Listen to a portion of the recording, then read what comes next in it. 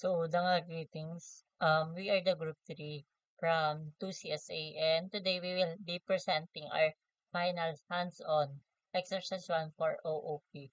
So, our project is the Hospital Information System designed to manage patient admission, medical services, and billing computation using unified list structure. This system applies key OOP programming principles such as inheritance, polymorphism, composition, and downcasting to simulate real-world hospital processes. So, allowed me to introduce our member. So, first is Abayro Andrew. Next is Ambat Anthony C. Followed by Barcelona BJL. Then Cabuñas Danilo M. And lastly, our group leader is Bernal Paul Vincent L.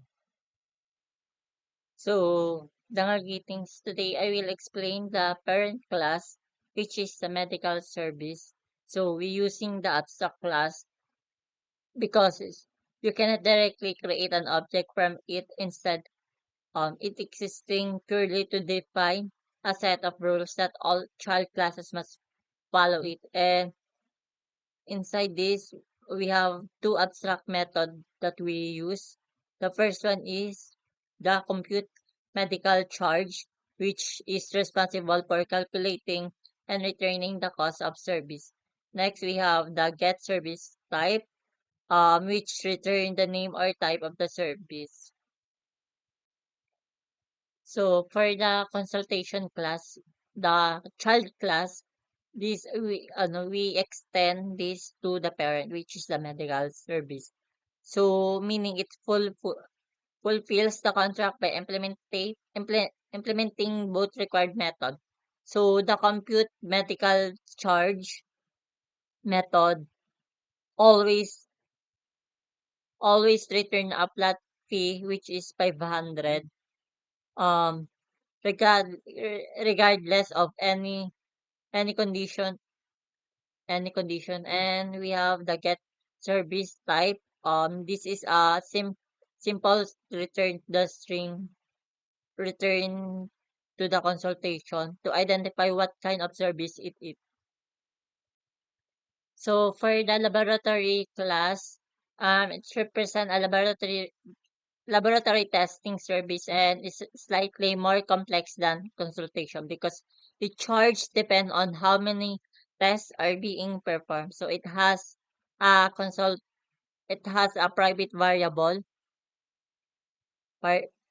var, variable number of tests, and the constructor that accept an integer value when the object is created. So storing how many tests the patient needed, the compute medical charge method, then calculate the total using the formula of 300 base fee plus 150 for every test. For example, if the patient need a 4 test, the total will be 300 plus open 4 times 150. The total is the 900. So the get service type method return the laboratory to identify the service. So that's all. So for the emergency class, so it has the most complex child class and represent an emergency room service that has a private string called severity and constructor that accept either low, medium, and high. So as a severity level of the patient condition, inside that we have a compute medical charge. The base fee start of 1,000 and additional charge are added depending on the severity. Low adds of 200 and for the medium is 500 and for the high is the 1,000. So an additional charge are added depending on the se- severity. So making the maximum possible charge 2,000 beyond the required method emergency. also has a special method called the apply emergency. So apply emergency room processes. This is to print the ICU or room processing message. So this method does not exist in the parent class. So in order to call it, you must downcasting, meaning you need to explicitly convert the object from medical service type back to the emergency type before you access that unique method. So that's all. So, Tanghali greetings. I am Mark Abayro, and I will be explaining the billing adjustment class. So this class is responsible for computing the additional hospital charges of a patient, especially the room charges and diagnostic fees. So it contains a four main attributes, which is the room type, which is represents the type of the hospital room, the days admitted, which is indicated how many days the patient stayed, and the each imaging applied, man, which checks if image is services were used, and for each special test applied, which is checks if special tests were applied. The constructor initialized these values when billing adjustment object is created. For the methods, the get room charges, it calculates the total room cost based on the room type and number of days admitted. For example, ICU costs more per days compared to general yard. And for the diagnostic fees, computes additional charges such as 400 pesos for managing and 600 pesos for special tests, and compute adjustments returns the total of both room charges and diagnostic fees. So, in terms of the relationship, this class is used inside the billing structure class, showing composition relationship where billing adjustment are part of the overall billing process of a patient's. Now, for the multiplicity, it is one-to-one, meaning which patient has exactly one billing adjustment associated with their billing structure. Thank you. So, dangal greetings everyone. My name is BJL Barcelona, and I'm gonna explain the building structure that Java, um, explain the class relationship and multiplicity.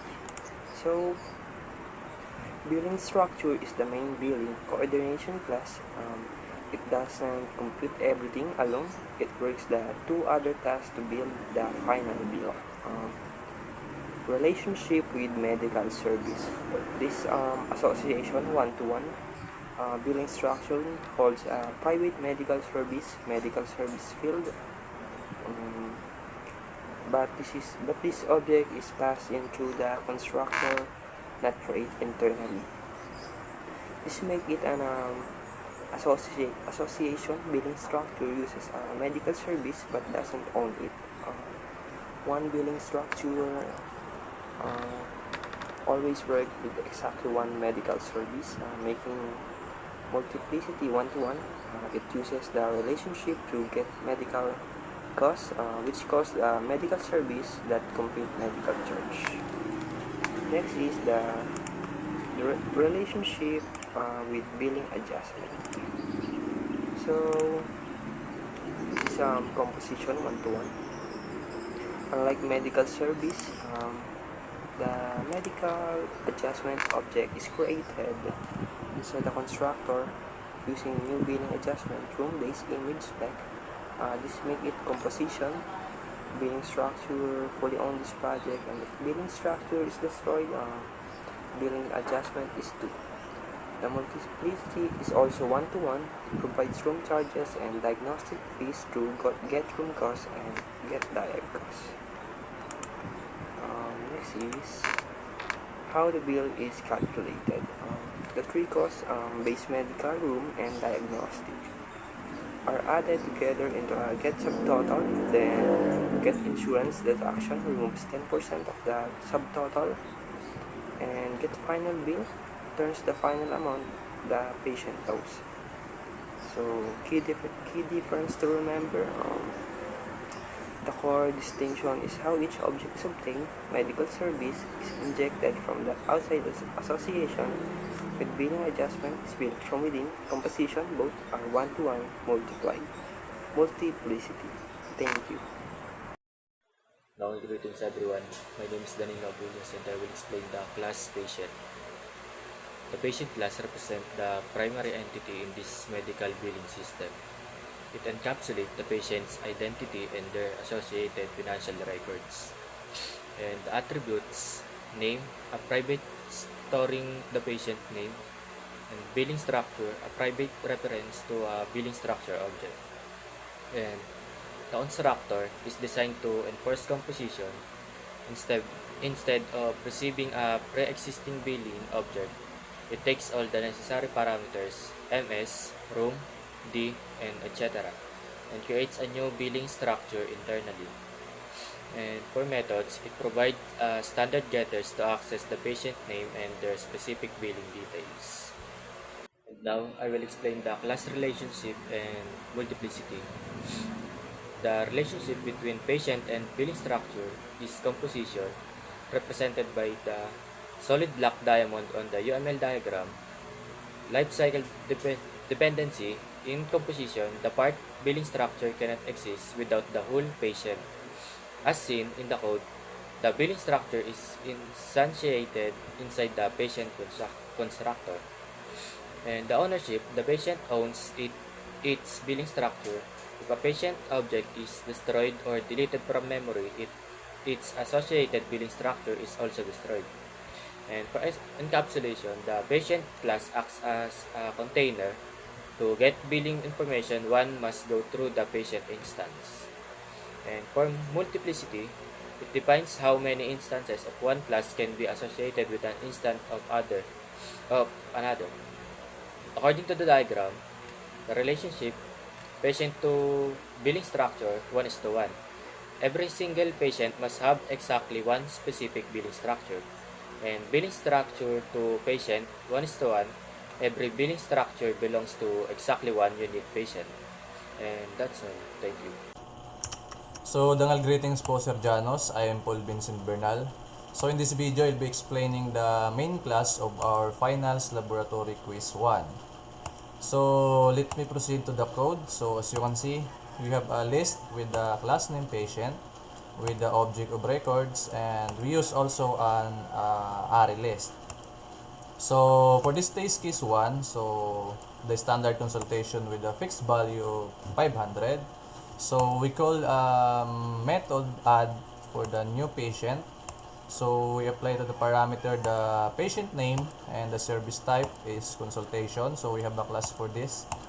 So, the room type is none, and the days is 0.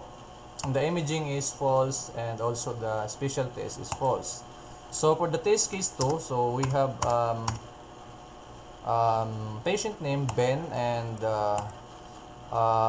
service type is laboratory with the 3 tests. So, the room type is none, and the days is 0, and the imaging is true, and the special test is false.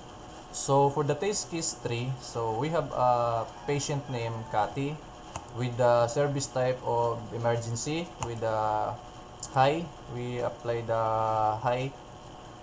So, it is a high severity emergency. So, with 2 days in the ICU room, and the imaging is false, and the special test is true since we apply high severity.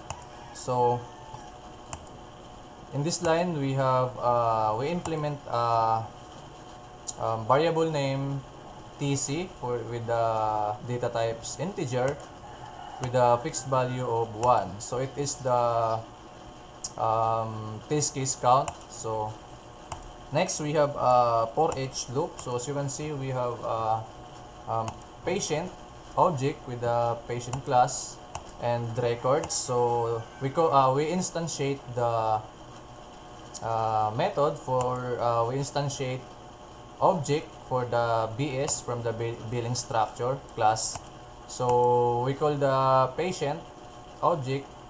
We call the method for get billing structure. So for the medical service, we call get medical service method. So in this line of code, we print the test case count and the patient name. So we call the patient.getName to retrieve the patient name. So let's proceed to the system.out.printf. So it is types of printing is for the string format. So we use this to make the output not messy, so it is readable. So we call ms object with the method of get service type and bs object with the get base medical cost method. So let's proceed to this line. So as you can see, it will display the room and board charges. So we call method for get room cost and also the get diag cost. So this we have if statement for the if ms object is instance of emergency, so it is apply the emergency room processing. So in this line of code, we have printing for the subtotal and the insurance deduction. So we call the get subtotal and we also call the get insurance deduction method. So for the final output, so the net amount after all calculations are complete. So we print all the total amount due. So we call the bs.get final bill method. So below we have we increment the TC variable we declared as earlier. So it will continue the count of the test case. So let me show you the output. So let's proceed to the output. So as you can see, we have bill 1. So this number is the test case. So with the patient name Anna. So her medical service her medical service is consultation with the amount of 500. And the room and board charges is 0 and the diagnostic and lab fees is 0. So her subtotal is 500. So the insurance deduction applied 10%, so it is 50. So the total amount due is 450. So next for the test case 2, we have a patient named Ben. So his medical service is 750. So the room and board charges, so 0 since he did not apply the room. So for the diagnostic and lab fees is 400. So the subtotal is 1,150 and the insurance deduction is 115. So the total amount due is 1,035.